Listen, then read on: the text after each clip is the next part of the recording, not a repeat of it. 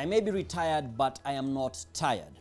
Those are words used by retired President Uhuru Kenyatta, directed at Kenya Kwanza MPs, calling on him to cease active politics if he is to enjoy his retirement benefits.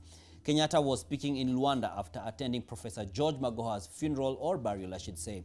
Meanwhile, it is now emerging that the Jubilee party wing that announced the ouster of Secretary General Jeremiah Kioni and Vice Chair David Murathe could be the ones staring at an exit from the party for going against Uhuru Kenyatta's will. Ibrahim Karanja reports.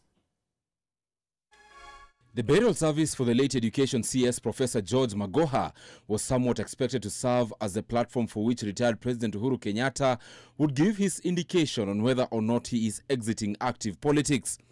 This following recent debate on Kenyatta's political standing in the wake of roles assigned to him as well as deserved retirement perks.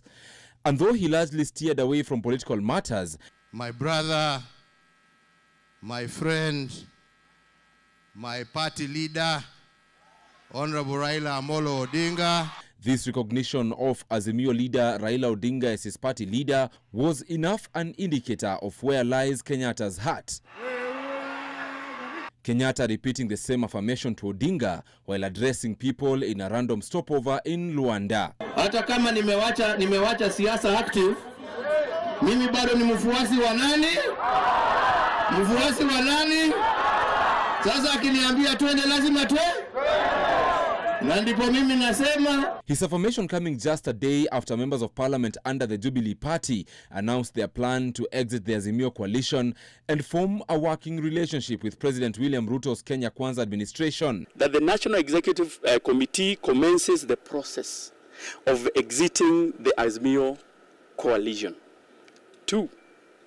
The National Executive Committee engages with the ruling coalition on the possibility of creating a working cooperation arrangement with it. Now, this hour, this minute, it has been resolved that Honorable Kanini Kega will be the acting Secretary General of Jubilee Party pending a convention of the National Delegates Convention. Sources close to Kenyatta have since intimated to NTV that it is the Kanini faction that could soon find themselves out in the cold for going against the former president. Embattled Jubilee Vice Chair David Murathe says that plans are underway to strip nominated Member of Parliament Sabina Chege of her Deputy Minority Whip position in the National Assembly when Parliament resumes Tuesday. Also earmarked for a dress down is Iyala Member of Parliament Kanini Kega, set to have his role as Jubilee's Director of Elections revoked. Eldas Member of Parliament Adan Kinan and Isiolo Senator Fatuma Dulo have also found themselves at Uhuru's wrath.